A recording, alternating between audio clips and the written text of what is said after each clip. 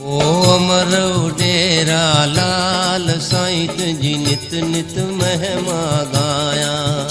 ओ अमर डेरा लाल साईं तुंहिंजी। जय झूलेलाल। असांजे चैनल में तव्हां सभिनी जो स्वागत आहे। त ख़बर हिन प्रकार आहे त संत साईं लालदास जन ऐं संत युधिष्ठिर लाल जन कयो सिंधी पंचांग जो विमोचन।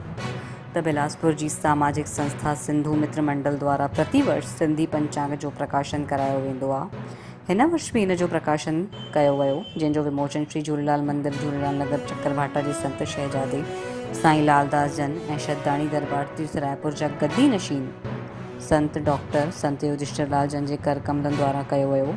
तत्पश्चात संस्था जा संरक्षक अध्यक्ष ऐं अन्य पदाधिकारियुनि संत ॼणनि जो शाल ऐं पुष्पहार सां स्वागत कयो। हिन अवसर ते श्री झूलेलाल मंदिर जा संत साईं लालदास जन चयो त सिंधु मित्र मंडल पंचांग जो प्रकाशन करे समाज जे हित लाइ हिकु अनुकरणीय कार्य कयो आहे। हिन में सभई तीज त्योहारनि जो उल्लेख आहे, सभिनी शुभ मुहूर्तनि जी जानकारी ॾिनी वई आहे। हिन सभी कार्यकर्ताउनि खे साधुवाद आहे जिन्हनि एतिरो अथक प्रयास सां एतिरी व्यस्तता जे बावजूदु इन्हनि तन मन धन ऐं समर्पित भावना सां जेको कमु कयो आहे उहो वास्तव में सराहनीय आहे। सिंधु मित्र मंडल जी पूरी टीम खे मां वाधायूं थो ॾियां।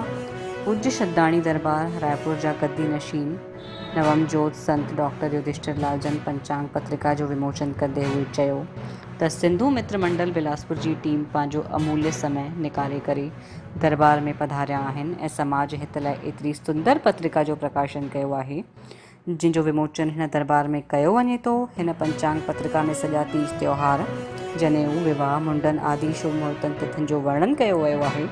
अनेक कार्यक्रमनि खे हिंदू रीति रिवाज अनुसार शुभ मुहूर्त ॾिसी करे ई कार्य कराया वेंदा आहिनि। असां पूरी टीम खे शुभकामनाऊं ॾियूं था त भविष्य में बि अहिड़ा ई समाज हितनि लाइ अञा बि अनुकरणीय कार्य कंदा रहंदासीं। कार्यक्रम जे अंत में समितीअ जे पदाधिकारियुनि संतनि खे शाल पाराए करे आशीर्वाद ॾेई करे सम्मान कयो, जंहिंमें प्रमुख रूप सां संरक्षक चंदीराम मंगतानी, अध्यक्ष गोवर्धन दास वाधवानी, सचिव ब्रिजलाल नागदेव, उपाध्यक्ष डॉक्टर हेमंत कलवानी, सह सचिव भाई साहब जगदीश जग्यासी, संगठन मंत्री श्रीचंद दयालानी ऐं पत्रकार फोटोग्राफर विजय दुसेजा ऐं हुननि जे पुत्र गोविंद दुसेजा जो हिन दरमियान सिंधु कल्चर अलायंस फोरम जे संरक्षकगण डॉक्टर रमेश कलवानी ऐं नानक पंजवानी जो बि साईं लालदास जन शाल पाराए करे आशीर्वाद रूपी सम्मान कयो। हिन पूरे कार्यक्रम खे सफल ठाहिण में सिंधु मित्र मंडल जे सभिनीनि सदस्यनि जो विशेष सहयोग रहियो।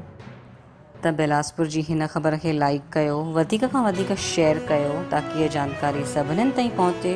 अॻिते जी ख़बरुनि लाइ असांजे चैनल सां जुड़ियल हुजो, असांजे चैनल खे सब्सक्राइब कयो। जय झूलेलाल।